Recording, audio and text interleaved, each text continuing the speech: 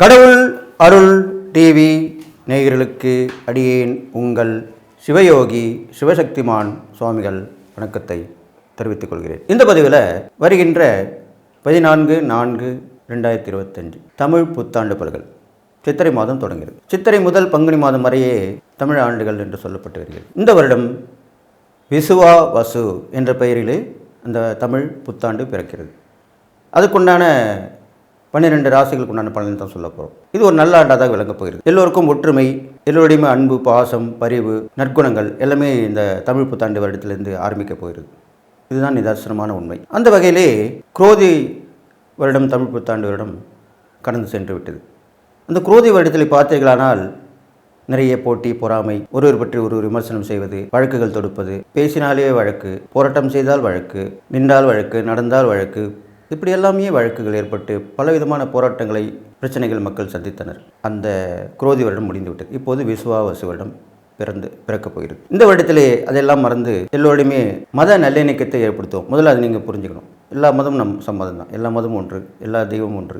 எப்படி இந்து மதத்திலே பல்வேறு பெயர்களிலே தெய்வங்கள் விளங்குகிறதோ, ஒவ்வொரு தெய்வத்துக்கும் ஒரு சக்தி உண்டு. சில தெய்வங்கள் இப்போ உலகிலே அவதார புருஷர்களை பிறந்து எல்லோருக்கும் அருள் செய்து மறைந்திருக்கிறார்கள். அந்த வகையில் பார்க்கும் பொழுது ஒன்றே குலம் ஒருவனே தேவன், இதுதான் உண்மையான விஷயம். அதன்படி பார்த்து இந்த வருடம் எல்லோரும் அன்பாக, ஆதரவாக, பரிவாக, பாசமாக இருக்க வேண்டும். இந்த தமிழ் புத்தாண்டு பிறக்கின்ற தினத்திலே மேஷராசியிலே சூரியன் இருப்பார்.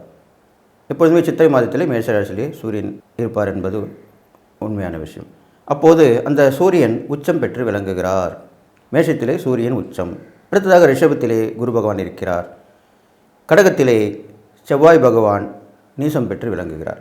அடுத்ததாக கன்னி ராசியிலே கேது பகவான் இருக்கிறார். அதன் பிறகு துலா ராசியிலே சந்திரன் இருந்து வருகிறார். அதன் பிறகு மீன ராசியிலே சனி, ராகு, சுக்கிரன், புதன், இவ்வாறாக இந்த கிரகங்கள் அந்த தமிழ் புத்தாண்டு தினத்திலே ஈர்க்கப்படுகிறது. அதற்குண்டான பலன்கள் பொது பலன் தான் இப்போ சொல்லுவதற்கு. அந்த பொது பலன் பார்க்கும் பொழுது சூரியன் உச்சம் பெற்று மேஷராசியில் இருப்பதாலும் நிறைய அரசியல்வாதிகளுக்கு முன்னேற்றம் காணப்படும். நிர்வாகத் திறமை வெளிப்படும். நிர்வாகத்தில் இருப்பவர்கள் சிறந்து விளங்குவார்கள். யாரை கண்டும் எதை கண்டும் அஞ்ச மாட்டார்கள். மக்கள் எல்லோரும் தைரியத்தோடு நிற்பார்கள். எது வந்தாலும் பார்த்து கொள்ளலாம் என்ற மனப்போக்கு நிலவும். குரு ரிஷபத்தில் இருப்பதால் பண வரவுகள் வந்து சேரும். நல்ல வாழ்க்கை வசதிகள் பெருகும். எல்லாவற்றிலுமே சிறந்து விளங்கப் போகிறீர்கள். இருந்தாலும் கடகத்திலே செவ்வாய் நீசம் பெற்றிருக்கிறார் அல்லவா? அப்பொழுது செவ்வாய் சக்தி எழுந்திருக்கும் போது செவ்வாய்க்கு காரகத்துவமான வீடு, மனைன்றது பூமி கூட சொல்லலாம். அந்த மனை சம்பந்தப்பட்ட விஷயங்கள், வீடு சம்பந்தப்பட்ட விஷயங்கள், விவசாயம், தீயால் ஏற்படும் தொழில்கள், அது மூலியமாக நடத்தக்கூடிய வியாபாரங்கள், இதெல்லாமே சற்று வீழ்ச்சியாகத்தான் இருக்கப் போகிறது. விலை குறைவாக இருக்கும். அப்பொழுது இந்த செவ்வாய் கடகத்தில் இருக்கிற காலகட்டத்திலே இந்த மாதிரி விஷயங்களில் ஈடுபடாமல் இருக்கிறது நல்லது சொல்லப்படும். அடுத்ததாக கண்ணியிலே கேது இருந்து கல்வியிலே வளர்ச்சியை கொடுப்பார். புதிய கல்விக் கொள்கை கண்டிப்பாக நிலைநிறுத்தப்படும். அதன்படி மாணவ மாணவிகள் எல்லாம் பயன்பெற்று விளங்கப் போகிறார்கள்.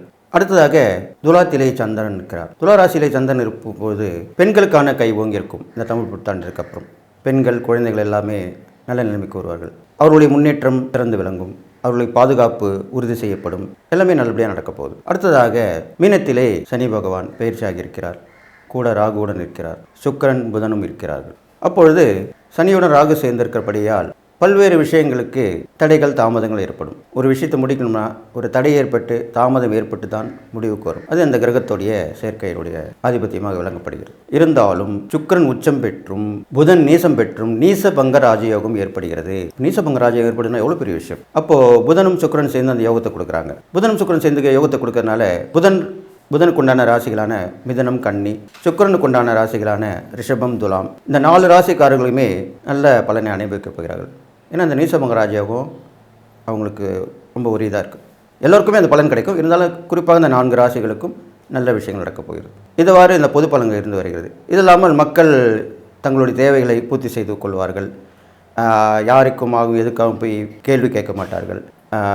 நமக்கு நாமே அப்படின்ட்டு சொல்கிறோம் இல்லையா, அந்த மாதிரி ஒரு விஷயம் நடக்கப் போகிறது இந்த தமிழ் புத்தாண்டு தினத்திலிருந்து. அந்நிய இனத்தவர்கள், அந்நிய மதத்தவர்கள் அன்பு பாராட்டி வருவார்கள். ஒருவருக்கு உதவி செய்து கொள்வார்கள். இதெல்லாமே இந்த தமிழ் புத்தாண்டத்திலே நடக்கும். பொதுவாகவே இந்த கிரகங்களை வைத்து பார்க்கும்பொழுது ஏற்றமும் இருக்கும், இறக்கமும் இருக்கும்.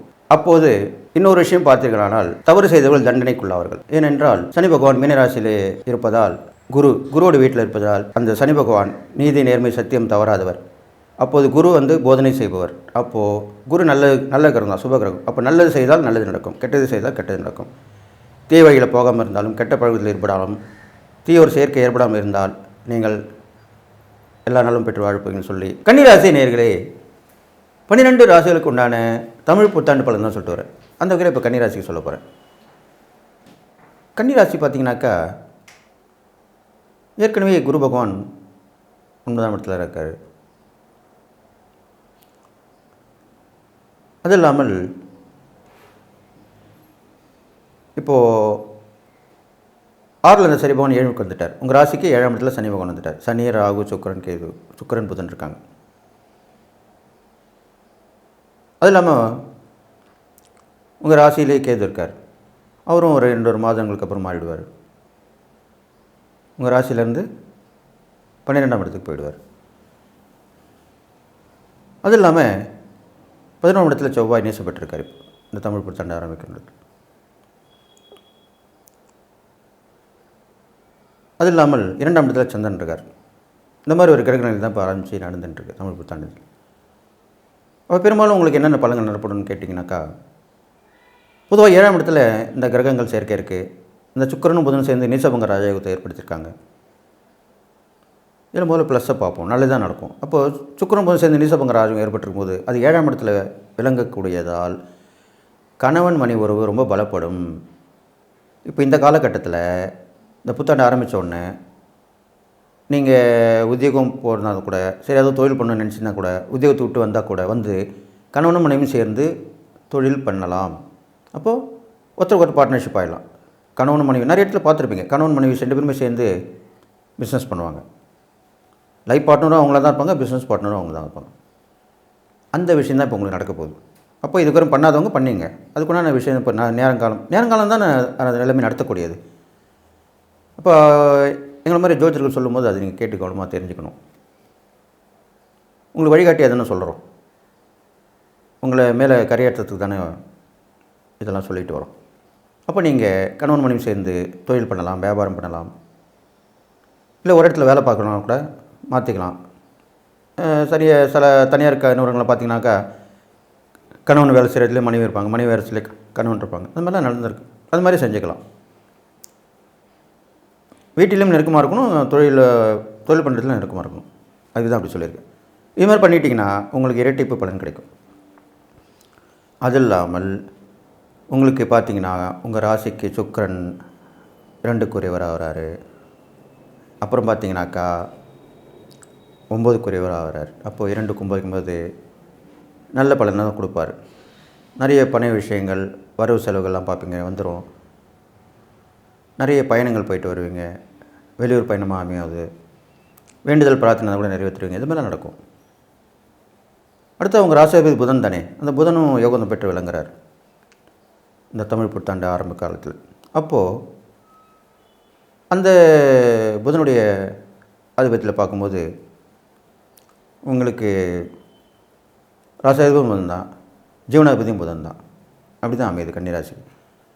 அப்போது உங்களுடைய சுய முயற்சியாலும் தன்னம்பிக்கையாலும் நீங்கள் திட்டம் போட்டு அதை வழிபடுவதாலும் கண்டிப்பாக நல்லது நடக்கும். சக்ஸஸ் ஆகிடும். பிளான் சக்ஸஸ்ன்னு சொல்கிறோம் இல்லையா, அது மாதிரி நடக்க போகுது. உங்களுக்கு போட்டா போட்டி இருந்தாலும் பொறாமைப்பட்டாலும் எது இருந்தாலும் நீங்கள் அதில் ஜெயிச்சு வந்துடுவீங்க. இருந்தாலும் 7க்குரிய அந்த கண்டக சனியோடைய பலன் கிடைக்க தான் செய்யும். கண்டக சனின்ற போது சில இப்போ நான் சொன்னேன் இல்லையா, கணவன் மனைக்குள்ளே சில சலசலப்புகள், மனஸ்தாபங்கள் வரதான் செய்யும், கருத்து வேறுபாடு. அதெல்லாம் நீங்கள் கண்டுக்கூடாது. கவனமாக இருந்து பார்த்துக்கணும். தொழில் கூட்டாளி பங்குதாரர்களுக்கும் அப்படி தான் வரும். அதையும் கவனமாக பார்த்துக்கணும். பிரயாணங்கள்லையும் பிரச்சனை வரும், அதிலையும் நீங்கள் கவனமாக பார்த்துக்கணும். பொருள் இழப்பு வரலாம்.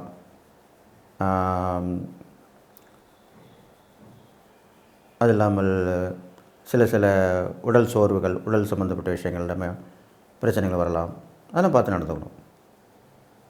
அது இல்லாமல் கன்னிராசிக்காரன் பார்க்கும்போது உங்களுக்கு பெண்கள் வகையில் கொஞ்சம் கை ஓங்கியிருக்கும். கன்னிராசி பெண்கள் சொல்கிறது கேட்குற மாதிரி இருக்கும். அவங்களுடைய விசேஷமான அதீத புத்தியால் சில நல்ல விஷயங்கள்லாம் பண்ணி வெற்றி பெற்று காட்டுவாங்க. அதுமாதிரி நடக்கும். அது இல்லாமல் நிறைய இடம் போயிட்டு வருவீங்க. கிட்டத்தட்ட ஒரு ஆரம்பத்தில் ஒரு 2-3 மாதங்கள் நல்ல ஊர் போயிட்டு பிளான் பண்ணி சக்ஸஸ் பண்ணி அப்புறமா வந்து உட்காந்துப்பீங்க. அப்புறம் சரியாயிடும். அதுக்கப்புறம் நீங்கள் கஷ்டப்பட வேண்டிய அவசியம் இல்லை. எப்பவுமே நம்ம ஒரு செயல்படுத்திட்டோம்னா அதனுடைய பலன் கண்டிப்பாக கிடச்சிரும். அது பண்ண ஆரம்பிக்கிறது வரைக்கும் தான் கஷ்டம். ஆரம்பிச்சிட்டிங்கன்னா சரியாயிடும். எதுவும் வந்து ஒரு தொழிலோ வியாபாரமோ எது பண்ணாலுமே ஆரம்பிச்சுட்டு நீங்கள் அமர்ந்துக்கலாம் முதல் 3 மாத காலத்துக்குள்ளே. அப்போ கண்டிப்பாக நல்லது நடக்கும். அப்போ இந்த தமிழ் புத்தாண்டு பலன் உங்களுக்கு தொடக்கம் நல்லா தான் இருக்கும். அதனால் அந்த தொடக்கத்தில் ஒரு புள்ளியார் சொல்லி போட்டிங்கன்னா கண்டிப்பாக நல்லது நடக்கும். அதில் எந்த சந்தேகமும் இல்லை. இது இல்லாமல் இந்த கன்னிராசியில் பிறந்த அரசியல்வாதிகளாகட்டும், சினிமாவில் இருக்கிறவங்களாகட்டும், அவங்க கூட இந்த மாதிரி முதல்ல ஆரம்பத்தில் ஒரு தொடக்கத்தில் ஈடுபட்டு பிளான் பண்ணி காய் நகர்த்தி யார் எப்படி பண்ணணும், என்ன செய்யணும் எல்லாமே பண்ணி வச்சிட்டிங்கன்னா வரக்கூடிய காலங்கள் நல்லாவே இருக்கும். அதே மாதிரி மாணவர்கள் பார்த்திங்கனாக்கா படிப்பு நல்லா தான் இருக்கும். ஏன்னா ராசிபதி புதன் தானே, அவர் நீசம் பெற்று யோகத்தோடு விளங்குறதுனால நல்ல படிப்பு வரும். கன்னிராசிக்காரங்க இந்த தமிழ் புத்தாண்டு பலனில் பார்க்கும்போது அந்த படிப்பு மூலிமா நல்ல பதவிகள் கிடைக்கும், நல்ல வருமானம் கூடும், நல்ல வேலை கிடைக்கும், இது மாதிரிலாம் கிடைக்கும். பெரும்பாலும் இந்த காலகட்டத்தில் நீங்கள் ஆராய்ச்சி படிப்பெலாம் படிக்கிறதுக்கு வாய்ப்புகள் வரும். அதை நீங்கள் பயன்படுத்திங்க. அது எந்த துறையாக இருக்கலாம். அந்த துறையில் ஈடுபட்டு ஆராய்ச்சி பண்ணி அதில் ஒரு சாதனை பண்ணுவீங்க. அதன் மூலிமா நல்ல ஒரு தொழில் கிடைக்கும், உத்தியோகம் கிடைக்கும், அதில் வருமானமும் கிடைக்கும். பெரும்பாலும் கன்னிராசிக்காரங்களுக்கு வாக்கு சாதுரியம் உண்டு. தன்னுடைய பேச்சு திறமையாலே முன்னேற்றம் ஆவார். அதை இப்போ நீங்கள் பயன்படுத்திக்கலாம். கண்டிப்பாக பயன்படுத்தி அதில் வெற்றி பெறலாம். யாரிடம் எப்படி பேசணுன்னு மட்டும் தெரிஞ்சிட்டால் போதும், அவ்வளோதான். அது இல்லாமல் இந்த கன்னிராசியில் பிறந்த இந்த விவசாயிகள்லாம் பார்த்திங்கன்னா கஷ்டப்பட்டு உழைக்கணும்னா கஷ்டப்பட்டு உழைச்சி முன்னேற்றம் ஆகணும். கூட்டு முயற்சி தான் பலன் தரும். விவசாயிகள் எல்லாமே ஒன்று சேர்ந்து விவசாய சங்கம்லாம் இப்போ இருக்குது. எல்லாத்துக்குமே சங்கம் இருக்குது. அது மாதிரி விவசாயங்களும் சங்கம் இருக்குது. அந்த சங்கத்தில் சேர்ந்து சங்க உறுப்பினர்களுடைய ஆலோசனை கேட்டு அதுபடி நடந்தீங்கன்னா கண்டிப்பாக உங்களுடைய வருமானம் கூடும், உங்கள் வாக்கிய வரிசைகள் பெருகும். அது இல்லாமல் இந்த கன்னிராசிக்காரர்கள் பார்த்திங்கனாக்கா உறவினர்கள் மூலிமா கொஞ்சம் பிரச்சனை வரத்துக்கு வாய்ப்பு இருக்குது. அது நெருக்கமான உறவாக இருக்கலாம். மாமன் மைத்தனர்கள் பெரும்பாலும் மாமன் உறவு சம்மந்தப்பட்டது தான் பிரச்சனையை கொடுக்கும். அது வந்து நம்ம அத்தை வீட்டுக்காராக இருக்கலாம், அக்கா வீட்டுக்காராக இருக்கலாம், சொந்த தாய் மாமாவாக இருக்கலாம். இவங்க மூலிமா உறவுகளில் கொஞ்சம் பிரச்சனைகள் வந்து போகும். நிரந்தரம் இல்லை, வந்து போகும். அப்போ கொஞ்சம் கவனமாக இருக்கணும் நீங்கள். அந்த காலத்தை கடந்துட்டிங்கன்னா அது நான் சொன்ன மாதிரி 3 மாதங்களுக்கு அப்புறம் அதுக்கப்புறம் அடுத்து வரக்கூடிய ஒரு 3 மாதங்களுக்குள்ளே நடக்கக்கூடிய விஷயமா இருக்கும். பெரும்பாலும் 6 மாதத்துக்கு அப்புறம் உங்களுக்கு படிப்படியாக முன்னேற்றங்கள் ஏற்பட்டு நல்லது நடந்துடும். செட்டில் ஆகிடுவீங்க. செட்டில் ஆகிடுனா உங்கள் வாழ்க்கை வசதிக்கு ஏற்ப நடந்து அதனுடைய பலனை அனுபவிச்சிருவீங்க. நீங்கள் செய்யக்கூடிய இறைப்பரிகாரம் பார்க்கும்பொழுது உங்கள் ராசிபதி புதனாக தான் விளங்குகிறார். அப்போது பெரும்பாலும் அந்த பெருமாளுடைய வழிபாடு விஸ்வரூப வழிபாடாக இருக்கணும். நின்ற கோலத்தில் இருக்கிற பெருமாளாக இருக்கணும். நல்லா ஒரு நிற்கும் கோலம். ஒரு உதாரணம் சொல்லணும்னா இப்போது பார்த்தசாரதி பெருமாள் சொல்லுவாங்க. அவர் நல்லா நிற்கும் தோற்றத்தில் கம்பீரமாக இருப்பார். அப்படிப்பட்ட பெருமாள் வழிபாடு பண்ணுறது நல்லது. அதில் காலையில் விஸ்வரூப தரிசனம் பண்ணுறது நல்லது. அது மாதிரி பண்ணிட்டு வந்தீங்கனாலே உங்களுக்கு நன்மை நடக்கும். தான தர்மங்கள் பார்க்கும்பொழுது உங்களுக்கு குழந்தைகளுக்கு நிறைய தேவையான உணவு, உடைகள் இது மாதிரிலாம் வாங்கி கொடுக்கலாம்.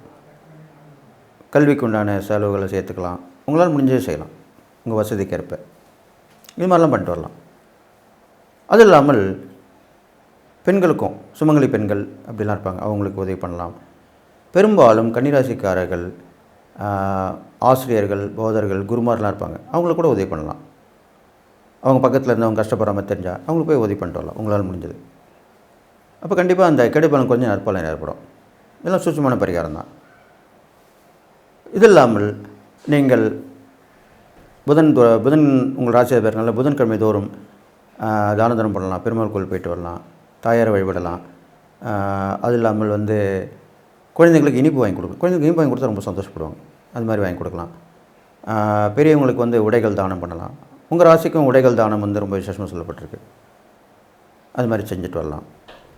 இது மாதிரிலாம் பண்ணிட்டு வந்தீங்கன்னா கண்டிப்பாக இந்த தமிழ் புத்தாண்டு உங்களுக்கு குறைகள் தீர்ந்து நிறை தான் வரப்போகுதுன்னு சொல்லி நீங்கள் எல்லா நலமும் பெற்று வாழ்வின்னு சொல்லி வாழ்த்தி விடைபெறுகிறேன். நன்றி, வணக்கம். கடவுள் அருள் டிவியை பார்த்தமைக்கு நன்றிகள். மேலும் இது போன்ற தகவல்களை தெரிந்து கொள்ள கடவுள் அருள் டிவியை சப்ஸ்கிரைப் செய்யுங்கள். மறக்காமல் பெல் ஐக்கானை கிளிக் செய்யுங்கள்.